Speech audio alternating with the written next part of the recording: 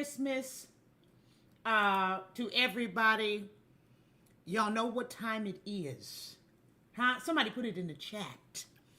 What time is it exactly? It is Petty Tuesday, the pettiest day of the week. Why is it so petty? Because, see, first of all, my name is Megan McGlover. I'm so happy to be here with you. Merry Christmas Eve and all that good stuff like that. The reason why this is the pettiest day of the week is because I don't care. See, I care enough not to give a damn. That's what I'm trying to tell you. I try to tell you things so that you are aware of them pre, not post.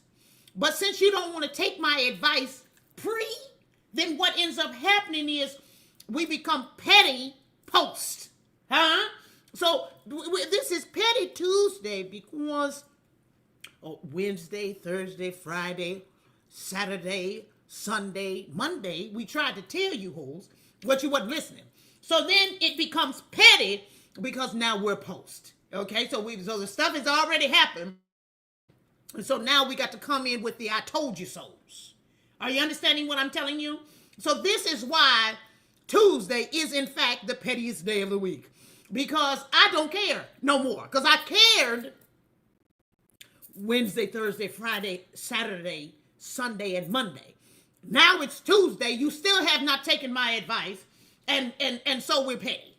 Now we're petty. Okay? So that's my definition of petty. My definition of petty, y'all can hear me, can't you? Okay, good. My definition of petty is I told you so. I've been done told you.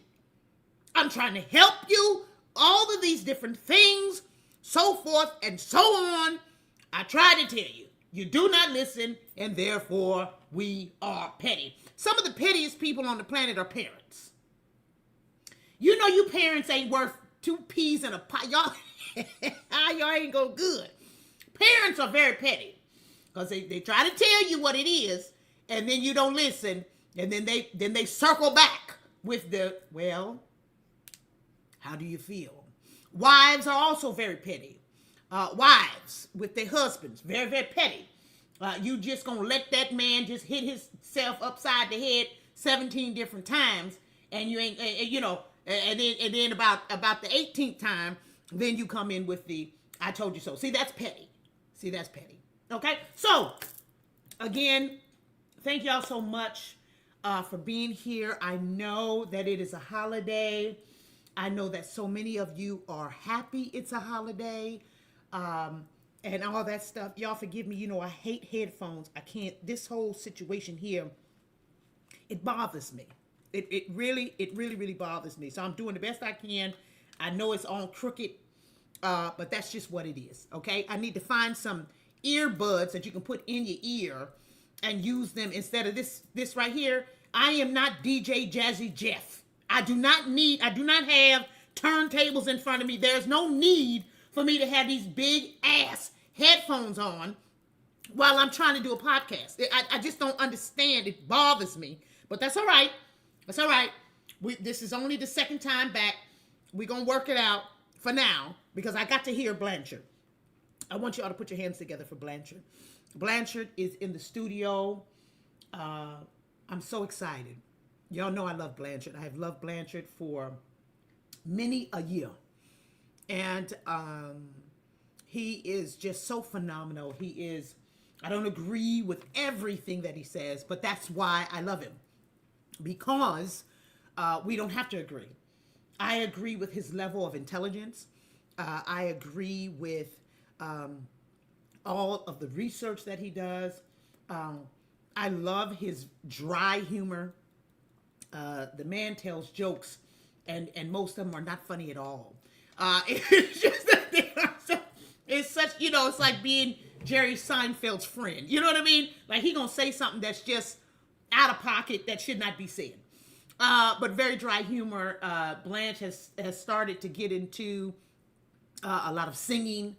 He's doing a lot of singing and stuff on his videos and podcasts and stuff, and I love that. And like I said, I may not always agree with everything that he says, but that's why we've been able to build a friendship. If you're only friends with people that you agree with, you're not stretching. You should be stretching, because we all are humans and having our own human experience. And so I think that if you haven't learned much from what has happened politically, especially within this last year, what you should have learned and taken into account is that everybody doesn't have to agree, but the one thing that we should agree on is what will make us better, what will keep us safe, what makes sense, right? And so that's where we're at with that. So without further ado, y'all put your hands together one more time for Blanchard in the building. What's going on, Blanche? What's up, man? Thanks for my intro, man. I really appreciate it. Hey, Blanche, I am just so happy to have you on as my first guest. I've just loved you for many, many years, and you're just a brilliant mind. And I just love you, man. Just love you. Love you for a long time. I appreciate it. Thank you. Love you too. Thank you. What you doing on this Christmas? You got anything going on? No, I'm not doing anything now. Just relaxing. I'm not doing nothing. You ain't doing nothing? No. All right. So the topic of discussion for this evening, we're just gonna go ahead and get into it, because we could probably be on here for hours and hours. We will not be on here for hours and hours. But the topic for this evening is Black people. The first question I want to ask you, and of course you just do whatever you want, go as far as you want to, is fine. But the first question I want to ask you, Blanche, is there a difference between Black people and negroes? Um, Or coloreds, or melanated people, or whatever these words are, African American, or whatever. there are slight differences, but not much. I would say that you're probably a part of the probably 5%. 95% of Black folks are the same. You're probably part of the 5% that actually thinks outside of what I call the Blatrix. You think outside of the Black programming and propaganda. So, but you're an anomaly though. If you go around most circles that are Black, you're going to be the one that's the odd person out. We think we have a lot of people like us, but we really don't. If you think about the grand scheme of things in the Black community, most Black folks voted for Kamala. And I find it impossible how that could even happen, but they did. And so you got to think about. And why do you think they did that, Blanche? A few reasons: tradition, habit, comfortable. You got to think about it, Megan. If you go into what they call a space now, if you go into a space, you're probably going to be disagreed more than agreed with. Yeah. You understand what I'm saying? Like, you go into the average space, they're not really going to agree with everything you're saying. They agree with something, but not most of it. And I think a lot of it's just tradition, habit. I think it's just being comfortable. I don't want to go somewhere and be the person that has to argue with everybody. I want to get along. I want to play along. I want to have a good, people aren't really confrontational. People don't want to be rocking the boat all the time. And so, but I know about you're convicted by the truth. So what you say, you're not going to compromise the truth to make somebody feel good. So that's what you always going to pretty much butt heads with the general public. Matter of fact, you got a book called Stop Lying. Next book is called Tell the Truth. So you're right. You're right. Yeah, I do try to give the truth in a way that is somewhat acceptable. However, if you just absolutely blatantly don't want it, then there's not much I can do. You know what I mean? We're at an impasse at that point. I try not to slap people over the head with the truth, but sometimes the truth in and of itself is it's rough, it's tough, it's a little intrusive. Especially in your comfortability. Mhm. So basically, back to the question, the difference between blacks, blacks and either Negroes or colored or African Americans or whatever these differences are. Indigenous, Yeah, FBA, you yeah, just yeah, yeah, yeah. Is what? Can you sum it up? I would say there isn't really a difference because all of us have suffered some level of conditioning from the programming and propaganda. Like I said, those of us that are willing to be uncomfortable, that are willing to tell the truth, we're going to be the ones that are going to be the odd people out. So most black folks are already conditioned to get along. You can look at this in politics. You can look at this in the church. You can look at this in education. Every facet of black society, pretty much most of the black folks think the same way. But in the past 4 years, you've seen this huge, not huge, but this swelling up of the what you call the conservative black person or the free thinking black person or the person that says, you know what, the way we've been doing things it ain't working and it's wrong. And so I would say what separates the Negro from the black is how they view life. What is your outlook on life? Do you think that you are a victim, or do you think that you are, like the Bible says, more than a conqueror? And so, to me, those attitudes is what separates the Negro versus I guess, the black, the FB. Pretty much, they all the same. Mm. I don't even consider you black, honestly, because I don't either. you're right. So, I because don't either. your thought, your mindset doesn't match what black is. So I don't even consider you black. So you'd have to ask the question about people that were outside of who you were and people like me and you, like, what do they think? How do they feel? But yeah, I don't consider you black at all. Yeah. Now, let me clarify that for everybody who's losing their mind. Okay. Ah, Megan says she's not black. Listen, I've been done told you I wasn't black. Okay. So this ain't nothing new.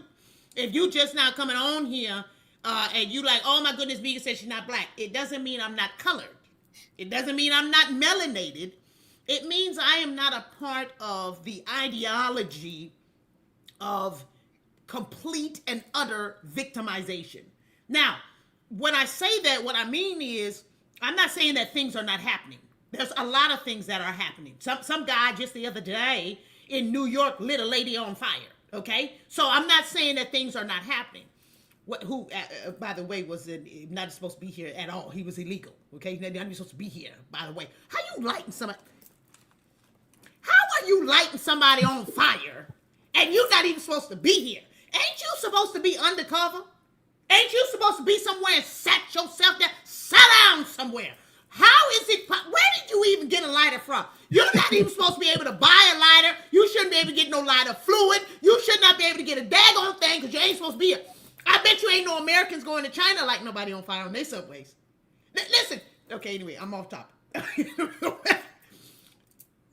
When I say that the victimization does not mean that I'm totally ignoring anything that's going on as it pertains to things that are happening to black people. What I'm saying is I refuse to have my mind only think about that. And it seems to me that that's what has happened to the black community. It is a just an overwhelming, over-encompassing amount of victimhood that has taken over all thought. So it's gotten so bad now that everything has something to do with racism, and I do not agree with that. I don't agree. But a part of being black is that and this is the real separation. I should have said this earlier. The black mind is everything is about my race. Yeah. It's about me being black. And so that kind of mindset, it really limits you because now you thinking if the mailman don't drop your mail off, it's because you black. If somebody cut you off in traffic, it's because you black. If you don't, you know what I'm saying? That's what I'm saying. If I miss my free throws because I'm black, like everything is because you black. So to me, that's really the crippling effect of this whole black ideology. And they really tricked us, Megan. You know, they tricked us with in the 70s. Think about it. Think about when black folks really hit the national scene as far as media. What were they showing us? Black exploitation films. They were showing us pimps. prostitutes, drug dealers, kingpins, and then you know what I'm saying? Then you got to the sitcoms. It was always what you know good, you jive turkey sucker, just all that, you know, walking and you know, doing all of this. It can't just everything was a show, you know, just give me some give me some skin, you know what I'm saying? On the black hand side. On the black hand side, you know, all that kind of stuff. Come on. Listen, Megan. So imagine black folks really seeing themselves on the big screen on TV consistently, and look what they was feeding us.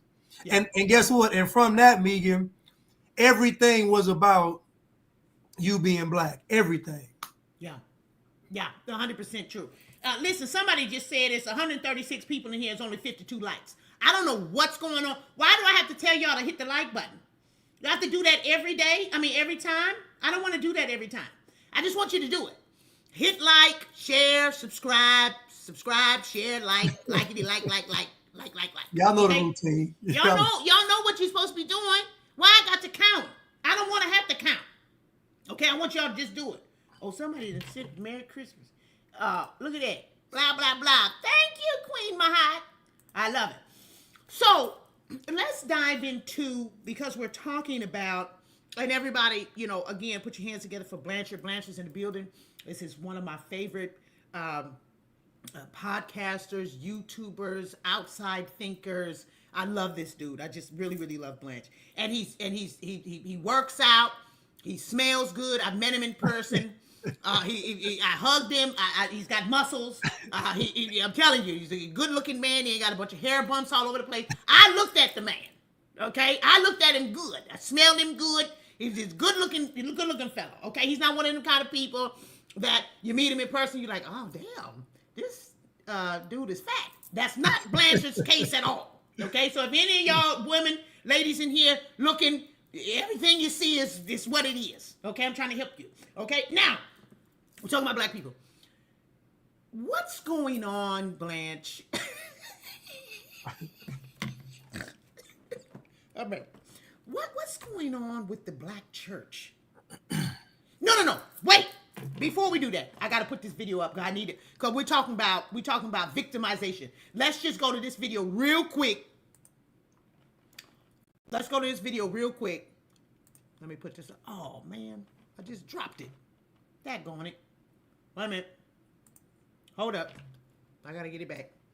I want to go to this video. I had it all pinned up, lined up, and every daggone thing. I can't stand the internet. Look, while I'm on the internet, I can't stand it. What happened to the video? You just had it up. I know, but I clicked it off on accident over here. Let me get back to it. Where are my saved videos at? I'll get back to it over here. Oh, now it's not coming out. What are you doing? Oh my God.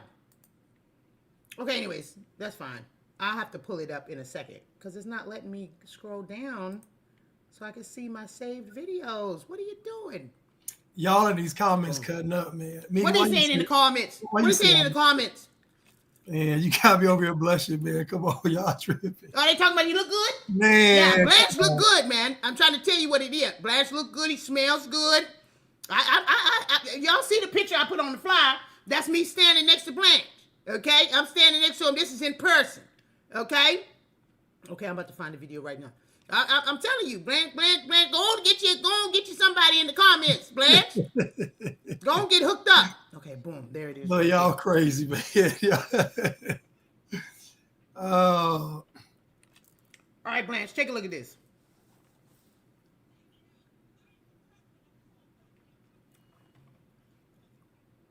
Let it start over. Hit the sound. You can't hear it? Nah, because the sound is off. The little sound icon, the little speaker. Yeah, it's right there. I can hear it. Y'all can't hear it? I can't hear it. But can you hear it now? It's a little icon there. There's the sound's clicked off when you see it by the Neighborhood Talk logo. It's on mine, Blanche. Can y'all hear it? No, it said no sound. How is this possible? Oh my God, this is pissing me off.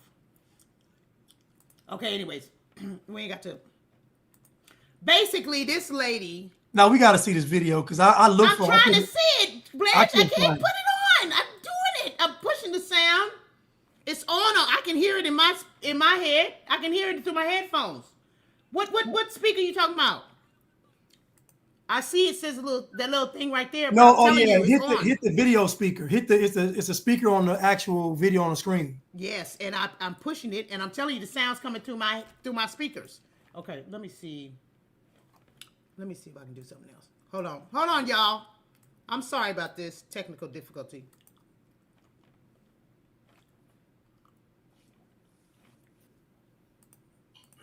I think because. All right, let's see if it'll play now. Let me remove it. I'm gonna put it back in. You think it's on YouTube? Can you hear it now? No. No. All right. I'm gonna try to find it on YouTube. But basically, this lady's. Hold on, it's Frontier. It's Frontier Airlines, right? Frontier. Okay. Okay. This lady is going ape crazy because the people won't turn the plane around and go get her phone. She left her phone. This black lady with this bonnet right here. It looks like she got on a bonnet and a scarf. She said, y'all won't stop the plane. Turn the plane around. Go back to the gate so she can pick up her phone because she's black. She told that lady right there, that flight attendant who looked like she could knock all of us down. She said to that flight attendant that if I was a white man in a suit, you turn the plane around. See, this is the kind of stuff that I'm talking about that's not good. Everything is not because you're black. In this particular situation, ma'am, this is happening to you because you left your phone. It don't matter if you Asian. It don't matter if you Indian. It don't matter who you are. Nobody is turning around this 33-ton plane for you to go get your damn phone. And she was adamant. She just said, no, absolutely not. It's because I'm black. Then she started telling people that she owns everything on 7 continents and all this other kind of old thing. I said, how you owning something on 7 continents? You on Frontier. What you own? What do you own on Frontier? Baby, stop this foolishness and make it stop right away. I don't know what in the world is going on with these people. But this is the thing that I'm talking about as it pertains to, Blanche, as it pertains to the victimization of the black mind. It's warped into this idea that every single thing has something to do with you being black. And the reason why it's so dangerous to think that way is because really you start behind when you wake up. As soon as you get out the bed and look in the mirror and realize you still black, your day is already messed up. Because you cannot have this mindset that something is always going to happen to you because you are black. And then everything that you encounter is because you are black. And then what also ends up happening is you don't take any accountability for the things that you did. For example, this lady with the phone, you don't take any accountability, so then you can't fix anything. That's the problem. You can't fix, like you can say to yourself, you know what? I'm doing too much at one time. I left my phone because I'm doing too much. I got the kids here. I got my man here. Or, hold on, she had kids with her? Oh, no, I don't know. I'm just talking about, well, I wouldn't be surprised. But she, you can, when you take accountability of something, you can start to decompartmentalize and say, you know what? I had too many things going on. I need to slow down. Make sure I have everything, my purse, my wallet, my phone, my this. But if everything is because you're black, you're never going to fix anything. You're going to be on another plane and you're going to forget your phone again. Because it's because you're black. It's not because you're irresponsible. It's right. Because you're black. It's not because you're overwhelmed. It's because you're black, not because, you're missing things here and there. It's because you're black. Not that you need to take accountability and slow down and figure out, why did I leave my phone? What's been going on with me? I need to do some deep breaths. I need to take, consideration of this and the other. But when you're just black and some other race is doing something to you, you're never going to fix it because you ain't going to not be black. Right. Just think about the psychological mind game that they play on black people. I remember you said this a couple of years ago, and I've been saying it ever since, that black people are the people of influence. And I've been correlating every global, I don't care if it's climate change, I don't care if it's Agenda 2030, I don't care what agenda they have, they're going to start this thing off with a black person. And think about the psychology behind your skin is what shade you would say? You're more golden, I don't know. Brown. Brown. Yeah. Okay, I'm darker brown. What you say? Peanut butter. Peanut butter. Peanut butter, mahogany, whatever. It's a shade of brown, right? Yeah. Right. So imagine black people literally, based on skin tone, can literally be the actual children of the rainbow as far as skin tone, right? Yes. Now imagine all that gets reduced to black. Then imagine a child that looks at their skin and sees that it's brown, but you're telling that child that they're black. Imagine the amount of confusion from day one that black folks get with them telling you that your skin is brown, but you're actually black. So now we're really walking out into the world at a young age confused. Like we just like, wait a minute. Okay, so they're telling me I'm black, but my skin is brown. So maybe my blackness has to do with my skin. Like it's just confusing. But at the end of the day, though, Megan, that becomes everything the person is. It's just being black. And so now you can't even be Megan anymore. You can't even be Megan without being a black woman. They say you can't be Blanchard without being a black man. So now even your own identity is taken over by something not even real. Somebody said you was black. There's no actual, who said it? Who came up with rules that you got to be black or white? Somebody made it up. And so I just think that we putting too much stock in something socially is just a construct. Black and white is a construct. I guarantee you, if society collapses tomorrow and all the power goes out, no one's going to care about race all of a sudden. You're going to care about food, water, shelter, all of a sudden. Which color has the generators? Right, exactly. The white people, the black people. What color has the generators? That's what, okay, let me see if this works. If I was white in a suit, you would stop the train. Can you hear it? Laugh now. I am the president of this whole goddamn country. Watch me see the TV news. That's a damn bona fide word.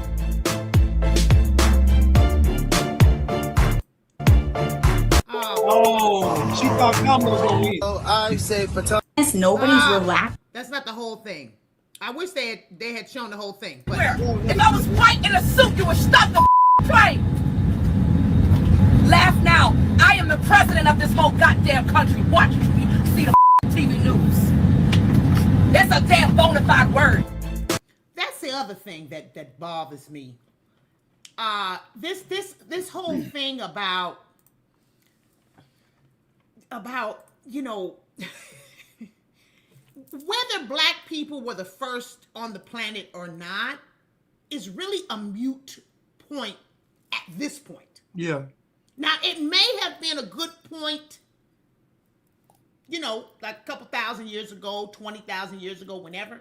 But right now, it's not a good point on row 30 in Frontier. Like, what point?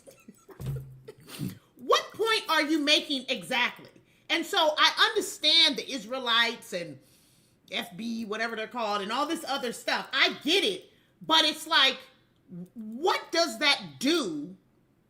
What does that point do right now? What does it do to say that we were the first people on the planet? What are you doing with that point? Is there money involved? Are you getting some kind of land?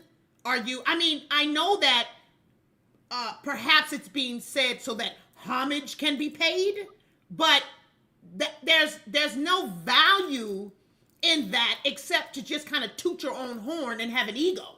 Like, it's not like, okay, you were the first on the planet, and you know what I'm saying? It's almost like going to somebody and saying, oh yeah, I married her first. Nigga, nobody cares. This guy is smashing her right now. Like, Right. like, dude, nobody cares that you were the first to smash. You know how many people she slept with since you hit her? Like, what? What? Huh? Who cares? Unless there's some reason you're saying it that has value that can be, you know, that can actually add to what we're going on. But it seems like every time that point is brought up, it's only brought up again in a way of victimization. We were here first, and then white people came from us, and then they turned around and they enslaved us. But that doesn't make you look better. It would seem to me it makes you look bad. Right. Megan, they want to convince us, this is what they want to tell us, that the great ancient civilizations of Africa, ancient Egypt, ancient Kemet, the kings and the queens and all this, they want to convince us that some white people came from the mountains, running on all fours, came down and conquered the mighty kings and the queens. The barbarians and Neanderthals came and took over I said, the story I said, what y'all are trying to say doesn't even make any sense. At the end of the day, who cares who was first if you last today? Hello? Like y'all, I said, when y'all come together, y'all don't build a pyramid. Black folks don't have pyramid building parties. I said, y'all don't do nothing. Y'all don't. The last thing y'all built as a collective was the box challenge, the crate challenge, where y'all build them crates up, falling off and breaking your leg. That's the last time y'all built something. You remember somebody did a crate challenge in the park and they shot it up? Shot it up, Megan. They killed Megan. They had a crate challenge and they killed 2 people, Megan. They shot it up.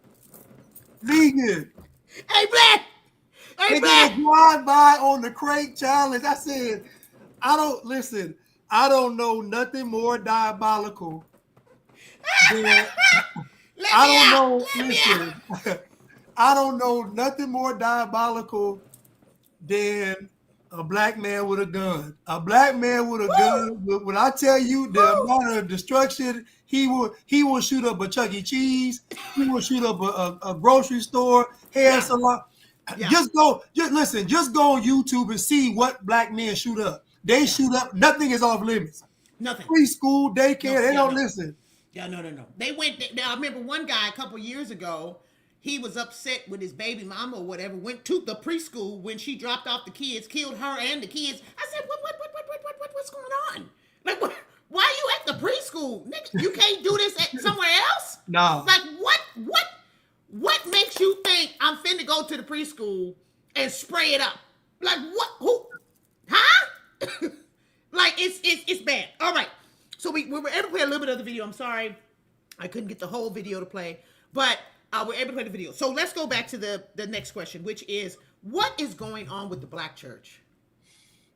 So the black church is again, this is according to Megan, and you all remember that Megan is the one that coined the phrase, black people are the people of influence, because her making that statement, and I believe it became by way of divine revelation, her making that statement is what you're going to see moving forward. So when it comes to the black church, the way you get the LGBTQ takeover of the church is you have to do it through the black church first. And I did a video on this thing at Morehouse, where it's the Morehouse School of Theology, and they were in there talking about, we don't have to get married, we don't have to do this, we don't have to do that. And the dean of the college said the future of the black church is going to, and he had this guy's book. It was this guy, he was a gay pastor, and he was saying that basically the future of the black church is going to be LGBTQ. So that's where I see the black, because think about it, Megan, when we think about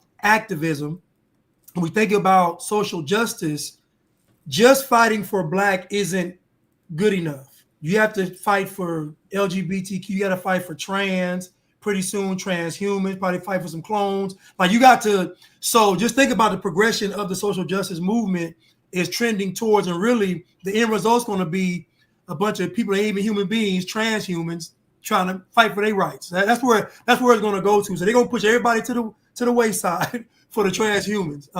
Yeah. But yeah, that's why I see everything going is to that way. Yeah, people are always shocked one way or the other. I can have a conversation with somebody and then they'll say, "Oh, you're a conservative," and da da da, and all this, whatever they say, and then they'll start, talking about the gay thing or the LGBT, the alphabets or whatever, and then somehow it comes out, "Oh, well, I was married to a woman." Then they're shocked. They're like, "Well, if you're married to a woman, how is it that you believe so differently?" Mm-hmm. And my thing has always been that nothing should be infringing on something else. That's a problem for me.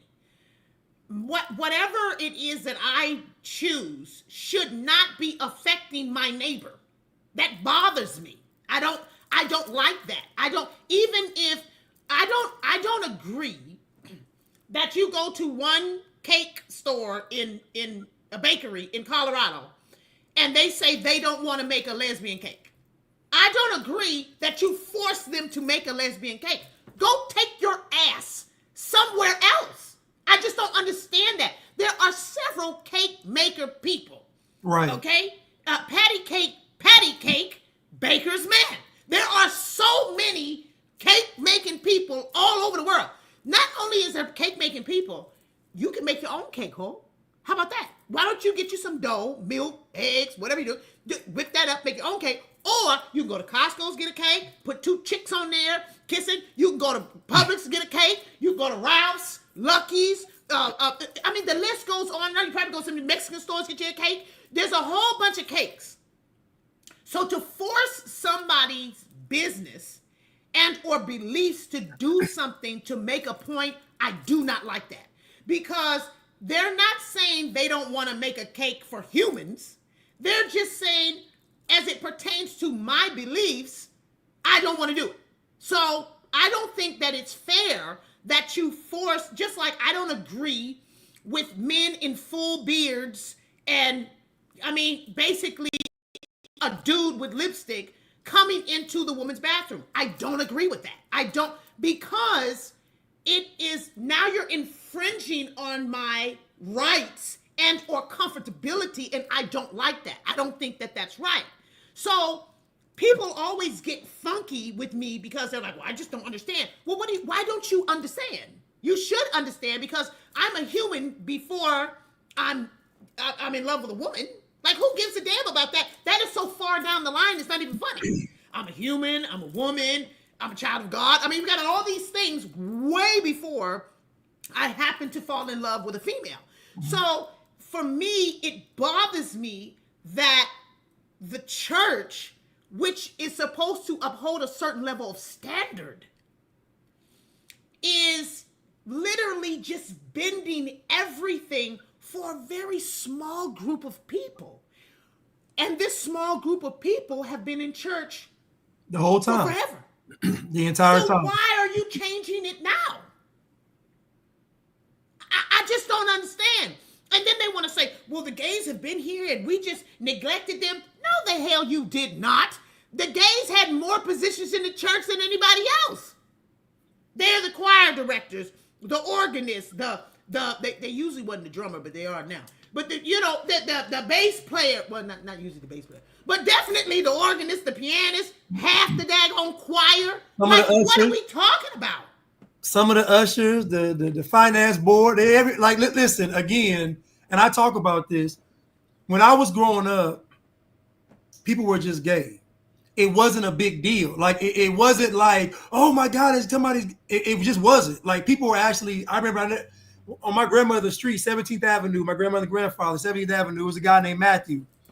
Matthew every now and then would fully put on women's clothes, lipstick, and walk them like fully in drag. or whatever they cross dress. I don't know, whatever they call it. Yeah, drag. So we go to my grandfather and be like, Grandpa, Matthew got a dress on. They be like, oh, he a punk. Because grandpa say he's a punk. Right. But even though Matthew was in a dress, nobody was like going crazy over Matthew in a dress. It was just Matthew. Like people in the neighborhood was used to it. You see what I'm saying? Like it was a right. it wasn't shocking. It wasn't on social media either. But my point is that people were gay. People have always been gay. Since the beginning of time, people probably been gay. Yeah. I'm simply saying that I'm with you. You shouldn't be able to infringe upon someone else's liberties. So again, female sports. If you are trans, if you a trans woman or whatever you want to be, then guess what? Y'all create your own league. Like what's wrong with a trans league? Like think about it. If it's just you all wanting to compete in sports and it's just about competition, then why not create your own league? I said, why not? I said, why are y'all so against doing that? And go in ladies' locker rooms in the gyms. I had a friend of mine. She go in the gym, and this twice has happened. 2 dudes been in there, just full on dudes talking about they just full on dudes walking around just. And I'm just like, hold on now. There got to be some criteria for this trans thing. Now listen, you can't just be no swinging. Like I can't just walk in there and say I feel like a woman today and just come on now. We can't. We got to have some. It got to be some order. You got to at least shave something down. You got to do something to make us think that you trying. This dude in there with regular clothes on, looking like a regular dude. Oh no, my bad. He had a sports bra on. So he had a sports bra. Everything else was man clothing. Well, I saw some video recently of a football player had on a sports bra, and I was a black dude. He had on. It was a young guy. He had on a sports bra, and they tried to say it was some kind of compression, something, but it was short. It wasn't a tank top. It was a sports bra. And I was like, wait a minute, y'all making excuses for this? Like, this ain't right. Like, no. It wasn't a weight vest, nothing like that. It was a tight-fitting sports bra. So even though you have on a sports bra, that don't mean, like, it's just too much. So for me, I feel that when I explain church, I always explain it this way. For me, church is like the Army, the Marines, the Air Force, the Navy. They're just certain standards and certain rules. That's it. And if you don't want to follow the rules and the standards, even though they may be draconian, we need to, it's 2024, y'all need to change and get with the times and all that. They're not changing. I mean, they have allowed some people in. They've been in the knee down. Listen, well, they've been in the knee, but what I'm saying is, and they get bent over. There are rules. Like, you're going to get up at 4 o'clock in the morning. People are going to call your names or whatever. You are going to have to march. You do have to wear this outfit. Whatever these certain standards are. You cannot go into the Army and just basically say, oh, well, I don't get up till 11. Like, well, we don't give a damn. We get up at 4. Right. And then you're going to have to run 5 miles. And you're going to have to carry this backpack on your back. And stuff like that. And I feel that church was more valuable when it kept the standard. True. When you had to take your hat off when you come into the sanctuary, that it was more valuable. When you had to, put on a suit, you couldn't come into the church with saggy jeans or whatever. You had to wear a slip underneath your dress. You had to wear stockings. You had to, when it was a certain standard, mm-hmm. it really was, it seemed to be more valuable. You know what I mean? It was like, oh, it's Easter Sunday. I gotta get myself together because grandma gonna be there. If she sees me with this on or whatever, she gonna snatch me up. It made God more valuable, in my personal opinion. Yeah. Not saying that God is only in church, but you understand the point I'm making. No, yeah, because again, if you think about it, this whole LGBTQ movement and this whole blurring the lines, people don't understand the goal of it is not to elevate the LGBTQs or black people or people of color, or that's not the goal. The goal is to create a different set of class of people, and that class of people is going to be, they just using you as a vehicle. It's blacks, it's trans, it's gay, it's just a vehicle to get to a certain point. And so again, this stuff is not really about what people think it's about. It's really about, like you said, a standard. How do we get rid of the human standard? How do we attack what being human is? If we can blur the lines on, think about it, you blur the lines on man and woman, then what the sexes are, then what a child can be with an adult. You start doing all these lines. Eventually, what you're saying is, what is a human being? Oh, a human being is just something that's just what we create every day. Right, it's a construct. So now you get into some murky waters, because now, okay, how do you determine somebody's value? How do you determine rights? You see, all stuff comes into play. And so to me, I go back to that church standard. If you think about it, people respected church even outside of church. So there were certain people that wouldn't do things outside of the church building or on the church grounds because they respected the church, or they would put down the alcohol and weed when the pastor came by. Just all kind of different things of respect. But guess what? Those things keep society in order. But the problem is that the church is not acquiescing to the LGBTQ community because of some biblical or love. They're doing it to be inclusive. They're doing it to fulfill an agenda. They're doing it to find favor with the powers that be. It's not even a genuine thing. Like, it's not like they're embracing homosexuality or transgenderism because they really feel that way. No, it's a way to curry favor with who's in charge, who's in charge of Hollywood, the media, politics, the Democrats. So to me, even that isn't even genuine. It's even done in the wrong light. And so I like what you said about the standard, and it's really hard finding a church today that actually has a standard, because somebody mentioned in my comment about Eddie Long. Eddie Long is in front of the church preaching. He got on a Under Armour shirt. He got his arms out, showing his muscles, preaching with a toupee on. And black folks ain't taking none of them. Is like, that ain't a sign that he got the Elvis toupee on and his arms out. That ain't a sign that something might be off. Something wrong. Just a little bit. Like, you ain't. But no, black folks just run around the church. I said the man is showing his biceps and triceps in church. Right, with a belly. Hold on, yeah, swole with a belly, like your uncle built. Your uncle would do the push-ups. Your uncle got Uncle Elroy. Uncle Elroy, yeah. Yeah. Let me look at your car. Bring a car over here. Let me look at the car. Change your carburetor. Let me look at your carburetor.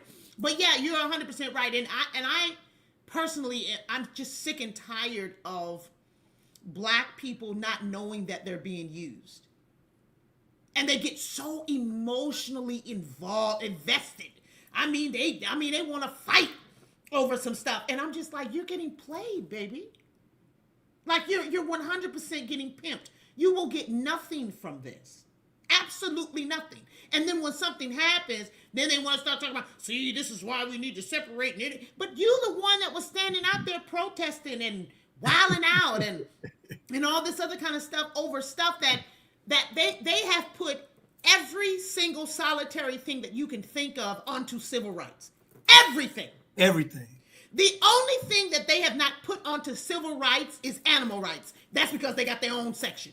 Which, by the way, PETA done got that thing so sold up. Animal rights got more power than the civil rights.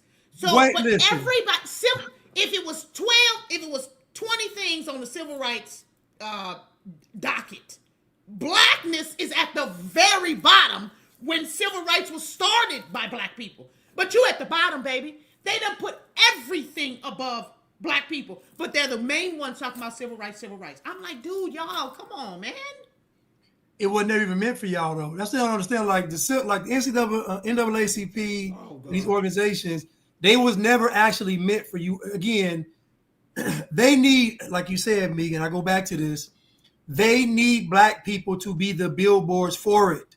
Because when black folks do it, people accept it. When it came to the Peter pandemic, if you remember, black folks wasn't getting them shots. They wasn't.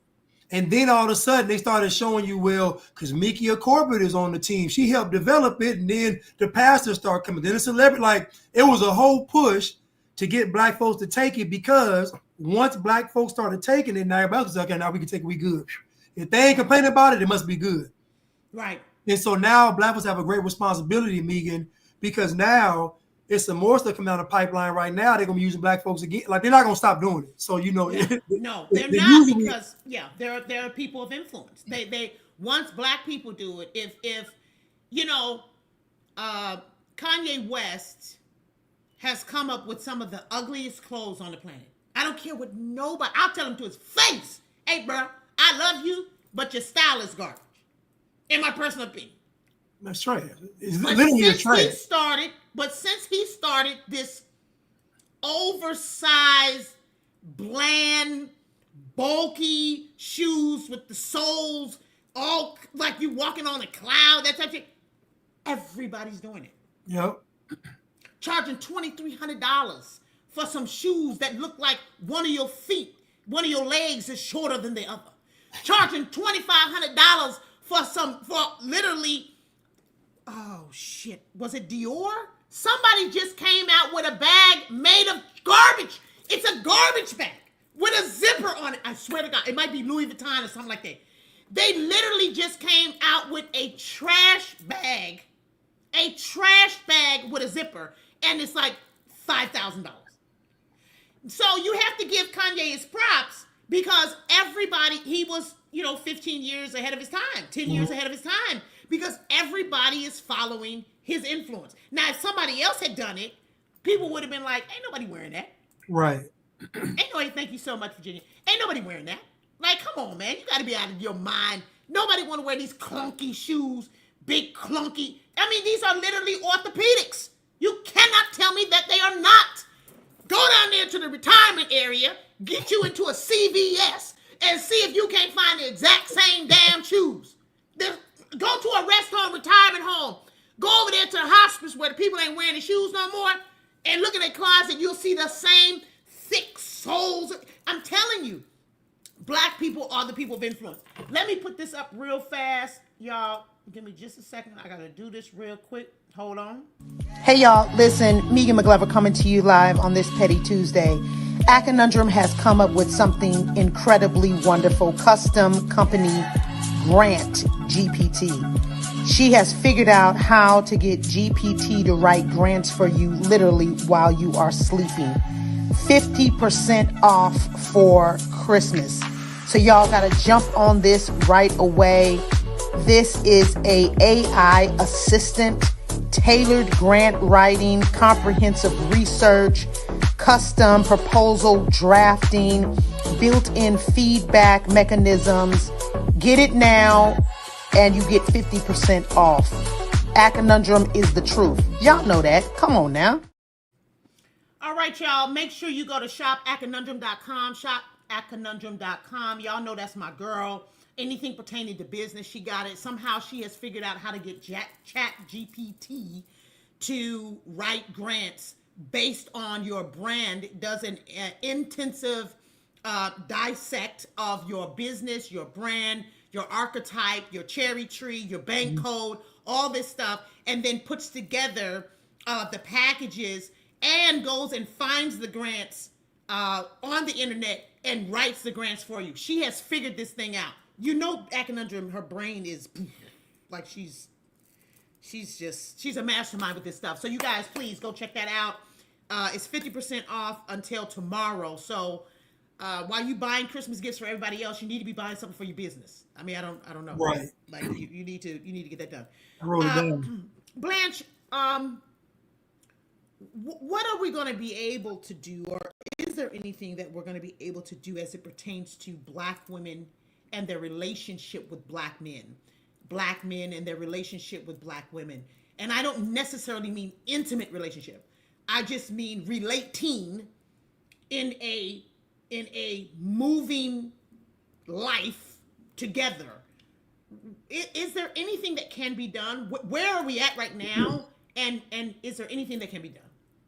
So I look at this in three parts. I look at it from a family dynamics, from the black man dynamics, and then from the black woman dynamics. So in my opinion, most black people are raised incorrectly. They're not raised in an environment from the home that's conducive to be successful in this world without trauma. Usually if you listen to a black story, it always has to be traumatic and just so sorrowful and heartfelt. It's never a situation where, you know, my parents uplifted me, they built me up, they gave me these pillars to work on, to live by, they instilled pride, and it's always some stuff. And so first of all, I don't think that Black people are able to effectively raise their children because most Black folks are traumatized due to their own decisions, due to programming, due to propaganda, due to their family situation. So it's like a continuous cycle. Now, having said all of those things, the number one problem in the Black community is the Black man. The Black man has convinced himself that he has an option when it comes to being a leader. He's convinced himself that he has an option when it comes to being a father. He's convinced himself that he has an option when it comes for him to be a pillar on which a nation can be built. So the number one problem with the Black community is the Black man, because the man is supposed to set the standard. He is supposed to lead. The man is supposed to guide and provide and assume responsibility. The problem is that Black men have made that optional. Once Black men make that optional, now you give Satan keys to the city. And that's exactly what happened. Once you say, I'm not going to be the safeguard, I'm not going to be the gate, I'm not going to be the fortress, now anything can happen. So the only way you can even have, even if it's true or not true, if the government put drugs into the Black community, who allowed the drugs to be sold? Who was killing over the drugs? Who was making money off the drugs? Who was giving the drugs to the women? Who was giving the drugs to the children? Who was championing the community? Even if the government puts I always say this, the devil might have set the trap, but you want the cheese. So at the end of the day, the problem is that Black men don't want to be leaders. And this is one of the pillars I talk about, is that Black men suffer from arrested development. Because Black folks get conditioned to believe that if they grow up, life is going to be harsher. Because they're quote unquote Black men, this makes Black men psychologically reluctant to want to step into the role of being a man, to have to face the racism, the responsibility. Yes. So that's the biggest problem, is the arrested development of the Black man. He has excuses and he doesn't want to lead. And guess what? Now the second part of that is the Black woman. So now, if the Black man is that way, what kind of trauma is he going to cause the Black woman? Not saying that Black women are innocent, but what kind of trauma is he going to cause the Black woman based on him not wanting to be a leader? Somebody just said exactly, traumatized, I don't want to date Black men because I'm tired. Somebody just said that. But guess what? I used to get offended by these comments, but the more I delve into this Black thing, I do understand. Because anybody in the Black community that has some sense, Black folks are crazy. Like anybody that got a sound mind, you're going to look at Black, these people are nuts. And so I understand why women say this. Now, the problem is that you have Black men not wanting to lead, and then you have society telling Black women that they not only should lead, not only deserve to lead, but actually y'all gonna save the world. So now you have these men over here that don't want to lead, they got excuses, and these Black women thinking they don't even need a man because they're so powerful, they do on their own. Now you have a dynamics right there, and guess what? Out of those two mindsets, both of them gonna be problematic.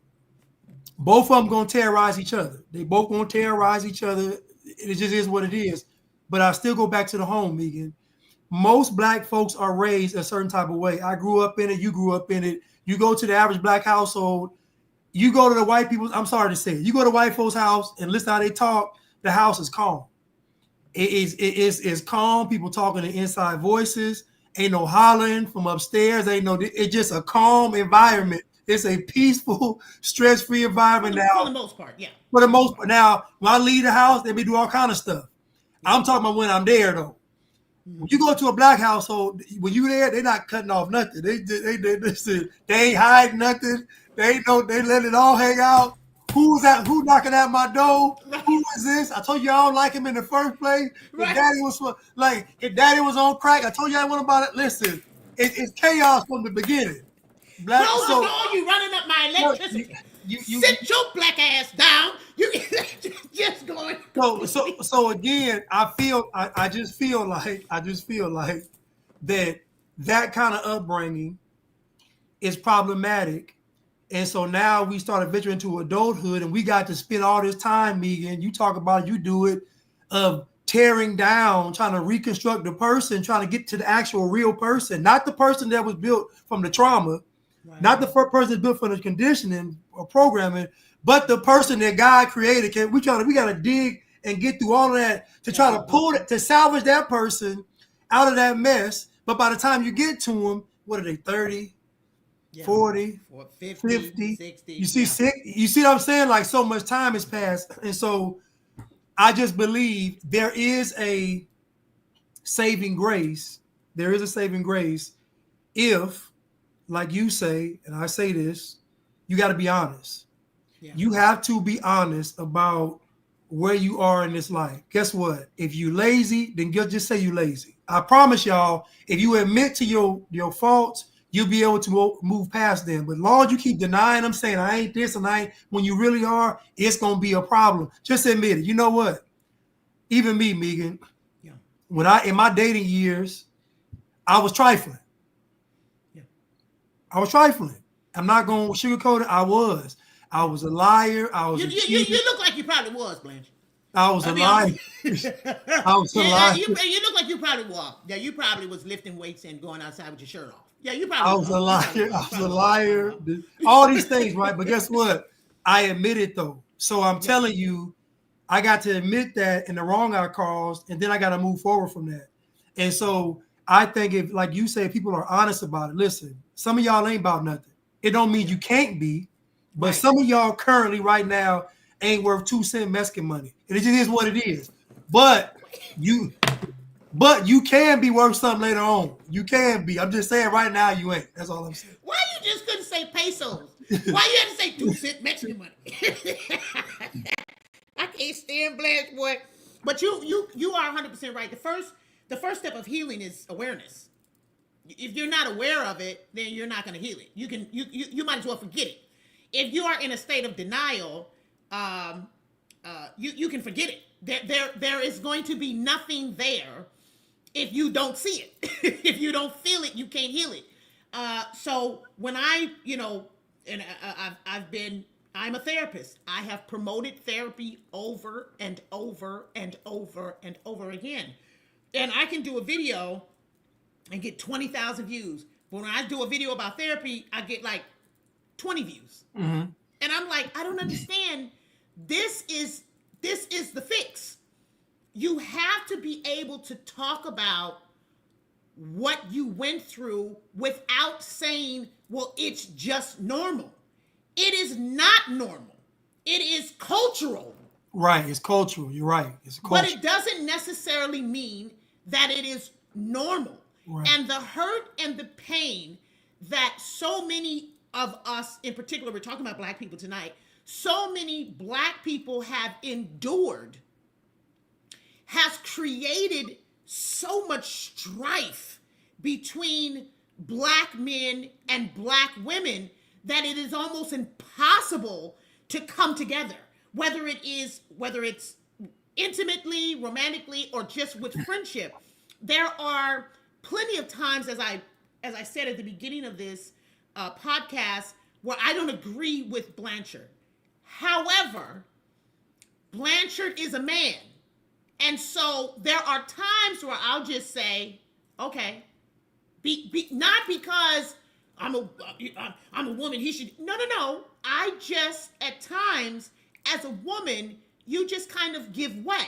You just say, okay. Now, I'm not in a romantic relationship with Blanchard, but I respect him as a man. But I can't respect anybody if I have so much trauma going on. I hate my father. My father wasn't there. My brother abused me. My cousin had sex with me. My uncle was doing this. If you got all that going on, even someone as wonderful as Blanchard, for example, will irritate you and cause triggering. And so this is why you have to get therapy, especially, well, everybody should get therapy. But like I said, we're talking about Black people. Black people, you really need to get therapy because there's so much damage that has been done, and the who you truly are is really, really, really deep down. Deep down, the layers, really the innumerable layers of trauma from your mother, from your father, if he was there, maybe he wasn't there, that caused trauma. The abuse from people at church, the abuse from thinking that, you were a mistake or an accident, it's just over and over and over again. Then on top of that, our music is just as abusive as any kind of childhood trauma you can go through. You just got music telling you ain't shit, you ain't gonna be shit, and then with the drugs and all this other stuff. And I really feel that, one, the trauma is huge in our community, but we shrug it off as it's just Black. Oh, that's just the way we were raised. Some of these beatings and whoopings and stuff are not necessary. It's not. But we beat our children because that's just the way it is. Now, I'm not saying some children don't need spankings, because some of these knuckleheads, I can tell, ain't getting no spankings. So I'm not saying you shouldn't be spanking them.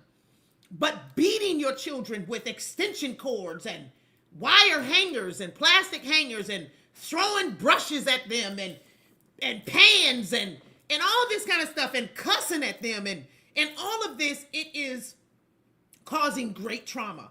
The second thing is, which you pointed to, is being raised in a single parent home. And I've talked about this in ad nauseum, about the stress on a woman when she has to raise these kids by herself.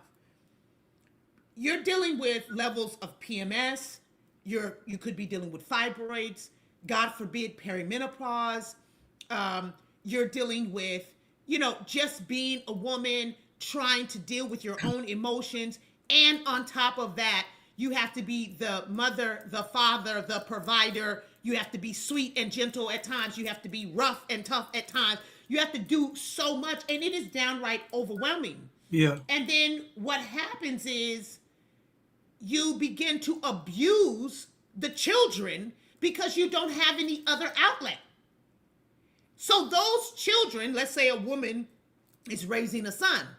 Those children, that boy, is now going to have an issue, trauma-based, with women because his mother yelled and screamed at him or whatever she was doing, which caused trauma because you couldn't get the nurture from the mother, which is what we are to do. We are to nurture. The father is here for a balanced level of discipline. I'm not saying that the mother can't discipline the child. I'm just saying that you allow the woman to be more kind and emotionally attached to the child when she doesn't also have to beat the child. You understand what I'm saying? Or reprimand the child. Right. You see? And so it really causes a cycle of just women raising boys, boys growing up hating women, women raising boys, boys growing up. You know what I mean? So if the boy doesn't like women, he's either gonna, maybe choose to be with men, and or he'll be with women, but he doesn't want to be in a relationship with women. He'll just have sex with you and you'll have a kid, but he's not trying to actually be in it. And that's what I see with both the men and the women. And this is why Black women specifically, you all should reject this. You don't need a man and there aren't any good men out there, because your words are powerful. So even telling yourself that, you'll even sabotage yourself, even go out to try to find a man. So it's best you say, I know there's a man out there for me. Speak positively, because all that it's not out there, and all these men are this, it's going to be a problem for you because it's really adding to the trauma. Yeah. If you think about the single parent household dynamics, the absence of a father is a problem for the girls and the boys. Both children get affected because, to me, the father establishes the standard of the household and gives the children identity. So the children have a certain kind of confidence when there's a household that's stable. If you know that your mom is single and she got to work, your mom being stressed is going to stress you out. Yes. I done seen it where the single mothers baby the boys and are hard on the girls. They expect the girls to get A's and the boy can be a bum. I done seen it where the mothers might resent the girls because she looking a certain way, getting developed. They started to get mad. Jealous of the girl. They were thinking she competing with her. I done seen it all kind of ways. With a single parent household. But you mentioned some, and that's balance. Yeah. And the problem is anything that is not balanced is going to be a problem. I don't care what it is. They've lied to us and told us that Black women raising millions of Black children is going to be successful and work. We see now in 2024, going 2025, it ain't working. It don't work because stability isn't there. Yeah, and it's too hard. I'm not saying, listen, I'm single parent household. I'm sure you were too, Megan. Single parent household. Like our mothers, worked, took care of us, saw us good things in life. At the same time, though, there's no rest for a single mother. She can't just say, okay, I'm gonna just kick back and no, it's all the way until the child's out the house, at least. Right. You know what I'm saying? Even then, it's still going on.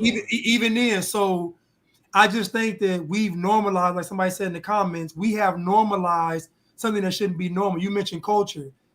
A single mother is a part of Black culture. Marriage is not a part of Black culture anymore. It's just not. Single motherhood, baby mama, my baby daddy, getting this guy, having I remember Rihanna and A$AP Rocky were on the cover of a magazine and they had her looking huge on the magazine and him in the background small holding the children. I'm like, all that's programming. All that's making you believe that you as a woman can go out there and conquer this world. Now listen, you can probably do it, but it's gonna cost you. You're not gonna be able to go out here as a woman single and tackle this world and leave untraumatized. You're gonna go out, you're gonna catch some arrows, some bullets, some stab wounds. You're gonna sustain some damage. Go out into this world trying to do that. And so what I think, and like you said, Megan, the therapy, to me, every Black person in America needs some form of therapy / deprogramming / self-awareness. Like Black people need a whole separate category and class to deal with this, because if I look back on my childhood, there were a lot of things that I shouldn't have been exposed to. There are a lot of things said to me that shouldn't have been said. There are a lot of extension cords, telephone wires, switches, I'm talking about getting beat with all manners of objects. I'm like we in the medieval times. I'm like, everything but burn me at the stake. She's like, hand me that lighter. I'm like, man, y'all, listen, crazy. So there are some things, Megan, that we went through that was it's too much. And honestly, Megan, we can say it made us successful, but it did do some damage too. It did put a situation where we had to overcome some demons, maybe even still wrestling with them. I don't know. I'm just saying we grew up, how we grew up, I can't say it was normal. Now we loved it because obviously with growing up like this, it's a lot of fun too. Right. There's trauma, but it's also enjoyment. It's highs and lows. Listen, you might be in the gutter, but you're gonna party though. Listen, so it's it's a give and take. Right. But Megan, I just think what you do is necessary, because when you said stop lying, that just hit me, because I just know that that's people's problem. They're not honest. No. These women, y'all going on Kevin Samuel's show, and good and well, you 5'4", you're 2. Don't do it, Blanche. Don't do it. 5'4", 296. Now listen, you can get a guy. I'm not saying you can't. You can find a guy. You can get Ray. You can get Jimmy Earl. You can get Pookie. You can get a lot of guys. No, you can get regular guys. You can get Ray. Nook. You can get guys that got careers and jobs. You can get hard working blue. You can get a man. Yeah, absolutely. But to go on that show and ask for that man, I say y'all can't do it. You can't do it. You can't be serious. You can't be serious. And so we got to be honest, Megan. And same with a guy. I see these red pill guys. I'm gonna say this too about the red pill community. The red pill community was started by a woman. Women started red pill for men, and it was done to advocate for men being done wrong by the court system and all that kind of stuff. That was the initial push for red pill movement. Right. Then the men got a hold of the red pill movement. Then the red pill movement came about men really trying to get revenge because they were done wrong by women in their past. Now, the problem with that is the same way the women were delusional going to Kevin Samuel's show was the same way the guys were going after these women. They knew they was out of their league. And so now you're trying to terrorize everybody else because you made some very poor choices trying to get with these women that you know you didn't qualify for. You know good and well if this girl been dating, the normal guy she dated is muscular, handsome, athletic, all this, right, charisma, all this stuff. You know good and well if she gives you a chance, it's not because it ain't because of you. It's not because of your tons of fun. Right. It's just not. You must be rich. Right. Ain't nobody, you just not have, don't nobody with no belly on their back. Right. Nigga, So again. What are you talking about? So as a Get man. out of here with that jazz. So again, as a man, you got to stop lying to yourself. That's know good and well, and you got to pick your stomach up. You got to add a whole extra fee for that woman. Listen, when you lift your stomach up, it's a whole set of other charges you got to pay for. It just is what it is. I'm sorry. If you are a stomach lifter, you a stomach you lifter. need for every lift, it's a comma. It's a comma. It just is what it is. Lift 1, that's a comma. Lift 2, that's another comma. Now we in the hundreds of thousands. Another lift, you need to be a millionaire. I'm just telling you. And then, Megan, the lower you are from 6 feet, you're gonna have to add some. I'm just sorry, you gotta add some commas. Because this is if you 5'3", it's going. I'm not saying you can't. I'm just saying if you 5'3", get you a regular woman. Yeah. Thank you so much, First and Farmex. Get a regular woman. Well, see, here's the thing. And here's the thing, Blanche. First of all, I don't give men any excuses about not being in shape. I'll give women some excuses because you have thyroid stuff, you have hormone stuff. There's different things that can happen. Your cycle, in a woman's body, your cycle, you automatically gain an extra 10 pounds, you swell up. You have all these different things. And then women are also emotional. So emotionally, sometimes we don't want to go to the gym. So I get it. I give no excuse. You want to emotionally eat too. As far as I'm concerned, and emotionally eating, okay? As far as I'm concerned, are you people liking and sharing and subscribing? Hurry up. Like, share, subscribe. For men, however, I don't give any excuses.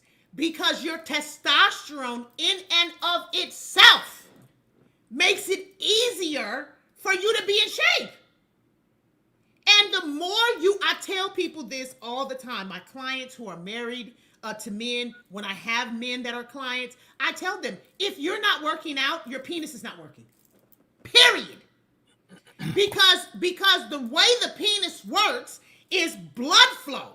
So if you're not lifting weight, I hate to even say this while Blanche is on here. Blanche, don't listen to this. Have you ever had sex with a man that's a muscular man and his penis has muscles?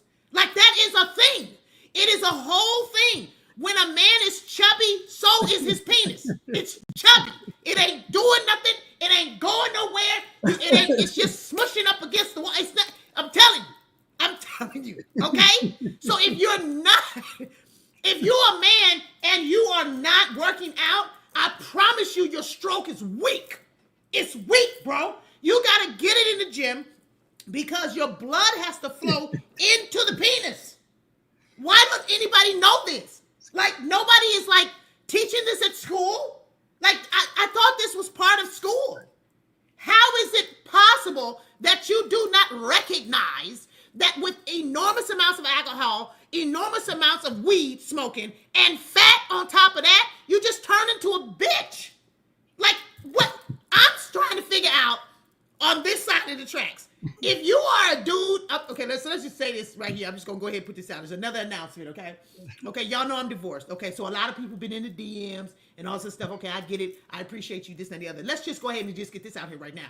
If you are a dude, do not approach me at all unless you are completely chiseled. There is no reason for me to go from dating abroad to dating abroad with a nub. That's not happening. Are we clear on this? Are we understanding this? Don't bother. I'm not saying I don't like you. I'm not saying, we can't be friends or whatever. I'm not telling you stop watching my videos. What I'm saying is, if you trying to approach me and like trying to date me or whatever, you better be the man of man, because why would I go from a broad to another broad? That doesn't even make sense. Go work out. You know what, Megan? Chubby ass niggas, man. You know, Megan, you mentioned that. You ever see the God. dude? You ever see the guys that have hips? Oh, got childbearing hips. I'm talking about, nigga, you look like the baby will pop right out easier on you than me. How is this possible? You wide and all outside. Man, come on with that jazz. I have to, Hey, Blanche. The only way you hitting it is from the back, my dog, because I can't open my legs wide enough. I cannot open my legs wide enough to fit them rotundum of hips that you, go on, Blanche. Go on, man. Go on with this, man. I'll start sweating. I go on with this, man. I don't understand it. How do you have church lady hips, my nigga? What is going on? Stop eating that soy. You gotta stop eating that soy, bro. You got to. You gotta But stop listen, eating the soy. I'm a listen. I'm agree with Megan on this because we are in some times right now, fellas, where we might be facing Armageddon, the apocalypse coming. Y'all need to be in shape. Y'all need to be in shape, man. Like in this time in history, in this time period, it's too much going on to be out of shape. You don't know what zombie apocalypse. You don't know what could happen tomorrow. You need to be in shape. If not for your own survival, Man. forget women for a second. If not for your own survival, you need to be in shape. I mean, you got to be in shape, bro. It's no excuse. A man running around here and Megan, gym membership, $30 a month. It's cheaper than that. It's all. Oh, you're right. $10 a month. You go Planet Fitness, Crunch Fitness. Look, cheap. You can get a gym membership. They got all kind of supplements, all kind of workouts for free online. It's just too many avenues to not be in shape. I'm sorry. You need to be in shape. If you a dude and you got natural testosterone, bro, I can't, man. It's just no excuse. I'm sorry.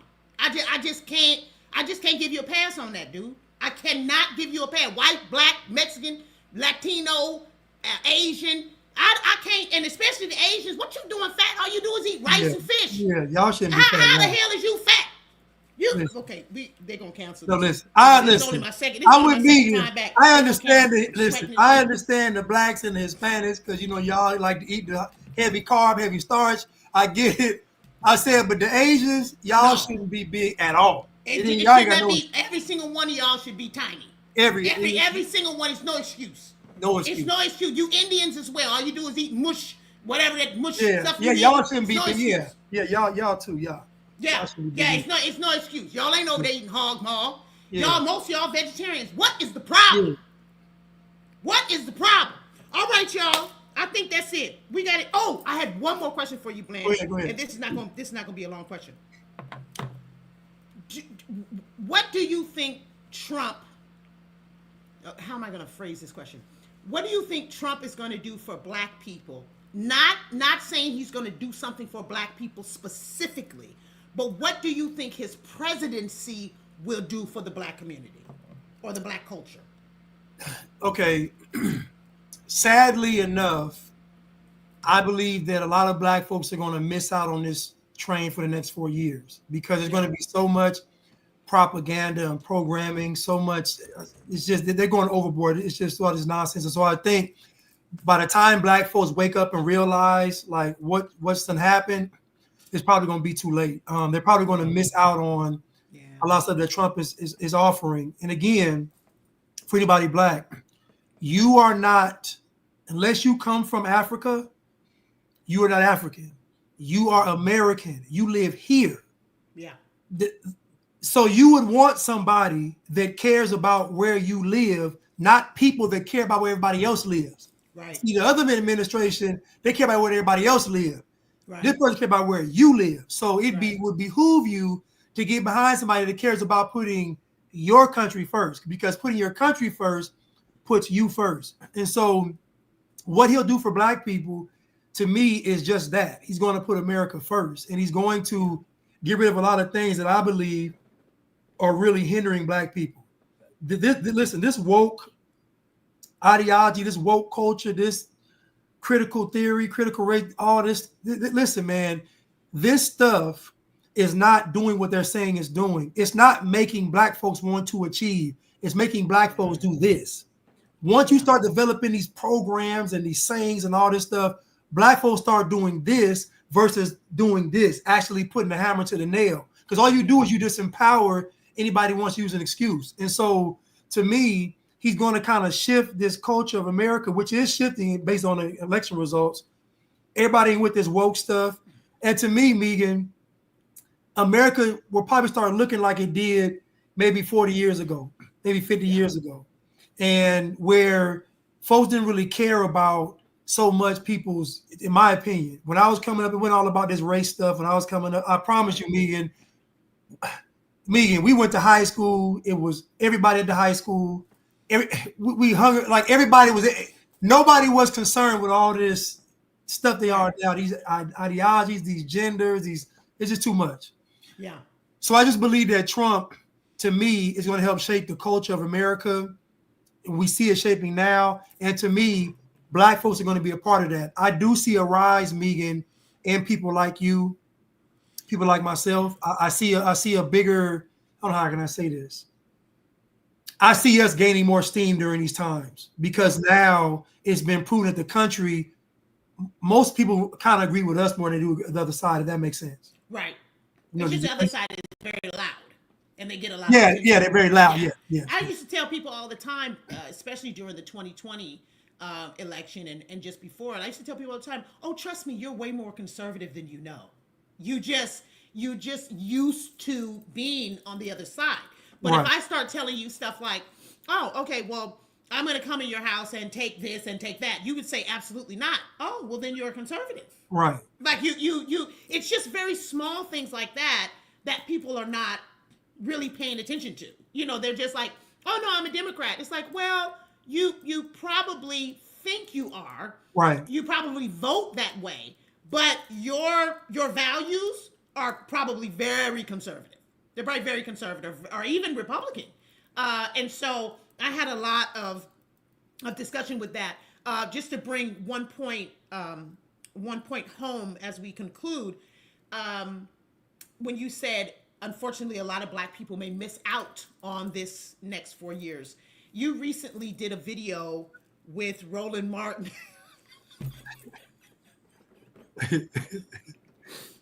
You recently did a video with Roland Martin. It looked like he was walking to the Capitol or to the White House. He walked to the White House for a party. It was a party. He was walking to the White House for a party, and he said that they asked him to come in African garb.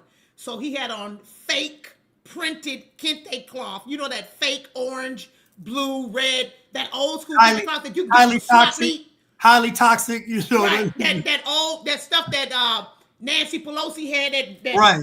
when she was kneeling down, that just straight up cloth, just the traditional whack printed kente print. And he had on a kufi and he had just a whole bunch of stuff. You know, he's really, really overweight. He really should go to the doctor, actually. I'm concerned because his head is getting bigger. Like his head in and of itself is getting big, and that's kind of concerning me. But anyways, so he's walking to this is a video that Blanche did. You guys make sure you go follow Blanche on Instagram and everywhere he's at. And he's walking to the White House to go to the party. And he says, as he's walking, he's like, well, this is the last time I'll be going to the White House for anything in the next 4 years, because I'm definitely not going to anything that they invite me to. So I immediately said to myself, what kind of shit is that? You're supposed to be fighting and protecting the interests of black people. Right. But just because you don't like something or you don't like someone, now you're just giving the middle finger up to the whole community? Like, if you get an invitation, if I got an invitation to talk about something, let's say Biden asked me to come speak to people about mental health. Yeah. Mental health for black people. Right. You think I'm gonna turn it down just because I don't like Biden? Right. This is so dumb. Like, this is why I'm saying black people gotta stop. Like, you gotta kind of chill a little bit, because, and like Blanche, like you just said, you're gonna miss a lot of something because you're being so negative and so bullheaded and so stubborn that now you don't even want to sit at a table where you're getting an invitation. You just want, so you big mad, you got on your cape, your kente cloth printed cape, because Kamala didn't win, but President Trump may want to invite you to come bring your issues to the table, and you're not going to do it because you don't like Trump and Whoopi Goldberg. I'm not going to say his name. What are y'all doing? What are y'all doing? It's too much. It's just too much. And you're going to, somebody said Roland Martin got wide hips. He actually does. Roland Martin got 2 chins and no waist. He built all the way wrong. He built all the way wrong. He built upside down. He actually built upside. Because it's crazy, Megan. How does a person's head get bigger? Like, I understand this getting bigger, but his actual physical top part, his skull is getting bigger. Yeah, like, how is your head getting bigger? Yeah, that's concerning. That Kofi had on about triple X. Triple X.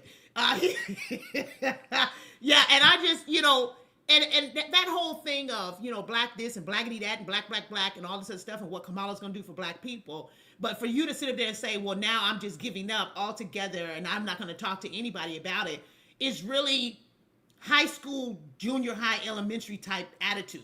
Like, oh, well, I'm just not going to say nothing no more ever until I get somebody I want in office. So you really don't care. You just want to yell and scream about whoever's paying you. That's what it seems like to me. And you know what's crazy, Megan, is he said when he met Trump, and I don't know, he said when I met Trump, Trump shaking everybody's hand. He said he got to me and stuck his hand out, and he said I just looked at him. I said that's just so disrespectful. I said why would you? I said disrespectful, man. I said listen, man, if he'd have popped you, I wouldn't even been mad. That's disrespectful. Like it's disrespectful though. Yeah. Why not shake the man's hand because you're trying to prove a point? It's not a big deal. To me. Yeah, it's Let not me that big ask you a question, deal. Megan, name me one black person that went to go meet with Donald Trump that did not leave with either some money or something signed. Every black person that met with Trump, everyone that met with him left with something. No, you never heard one black person say, we met with Trump and he didn't do it. We met with Trump and we didn't get it. Yeah. They never said that. Everybody that met with Trump got something. So I'm trying to figure out, y'all couldn't even meet with Biden. No. You couldn't even meet. He told y'all, get me in office and then we'll talk later. And then when he got in office, he did a Zoom call and said, y'all Negroes need to get with the Mexicans because they coming up next, so you all need to get with them. Right. He said no to the Negroes altogether. He ain't met with the Negroes since. Now he has some parties. He'll have turn the White House black. He'll have some parties and stuff. Yeah. But like sitting down and actually going over agenda and changing laws and making laws, I don't know Biden doing any of that. No, he didn't. Yeah. And so I would tell anybody black, if you get an opportunity to work in the White House, to work with Donald Trump's staff, please don't be a fool. Yeah. Take advantage of it and don't be silly. Don't prove a point being pro-black when none of these folks around you pro-black. Black folks ain't pro-black. Hello. So you wasting your time. Hello. You wasting your time. Black folk not pro-black. Right. Shooting at each other. Okay, that's a whole nother conversation. Don't get me started on that because, I start getting upset, start sweating and shit when they start talking about how the people is killing children and all this other kind of stuff. But you want to sit there and talk about black this, black that. We have got to get into therapy, people. You guys know you can contact me at meganmcglover.com. I do healing childhood trauma workshops all the time.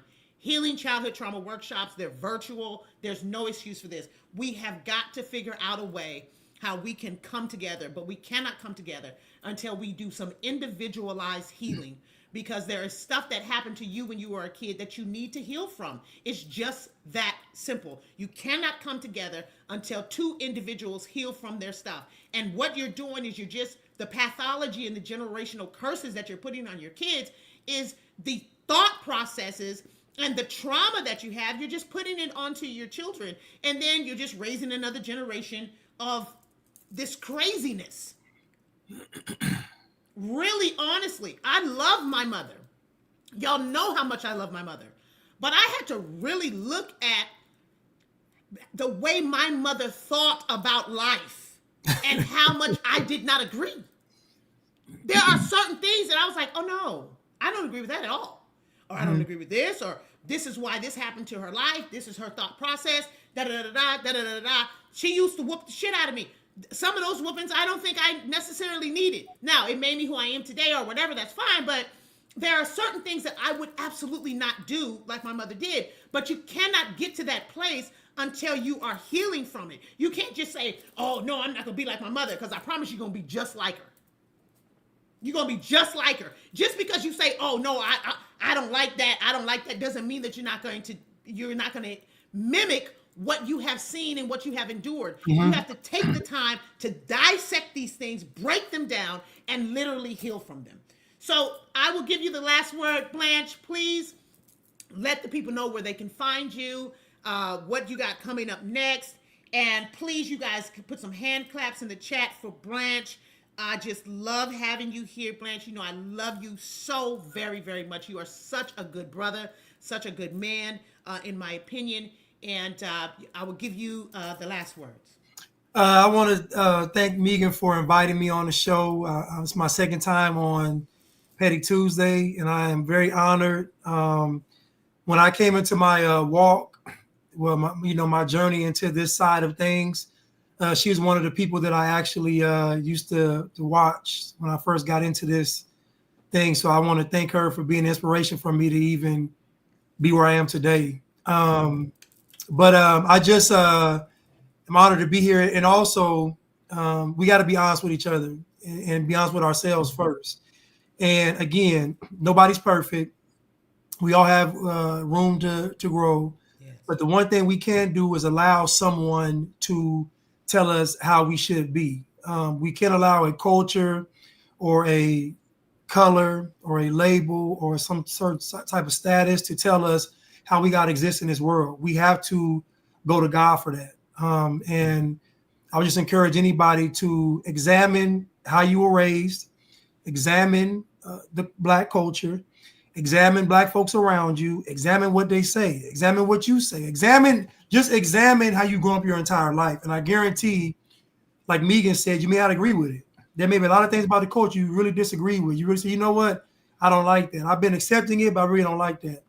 I get on Black folks a lot, but I really do it because I truly believe that how Black folks move is how the world's going to move. Not in the sense of Black folks got the power and the fists in the air and the keys. No, it's just that Black folks are going to be used for the agendas.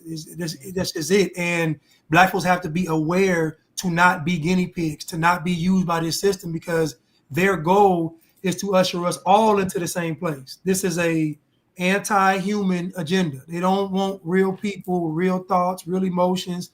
They don't want families. They don't want none of this stuff. They want slaves. They want people to run around here like robots. They want chips in the brain. They want all kind of crazy stuff, mad scientists. Yeah. So again, it will behoove you all to find out who you really are and not be what society has told you that you are. That's all I really have to say. Thank you again so much. Y'all heard it from Dr. Blanche himself. I love you so much again. Thank you guys for being in the comment section and all the gifts that were sent out tonight. I will see y'all. I will not see you next Tuesday because that's New Year's Eve. I'll be out of town. There is no Petty Tuesday next Tuesday. The first Petty Tuesday is January the 7th. Oh, crap. Is it January 7th? Yes. The first Petty Tuesday of 2025 will be January the 7th. I will see you guys on January the 7th. I love you, love you, love you. We will have a special guest as well. Thank you again, Blanche.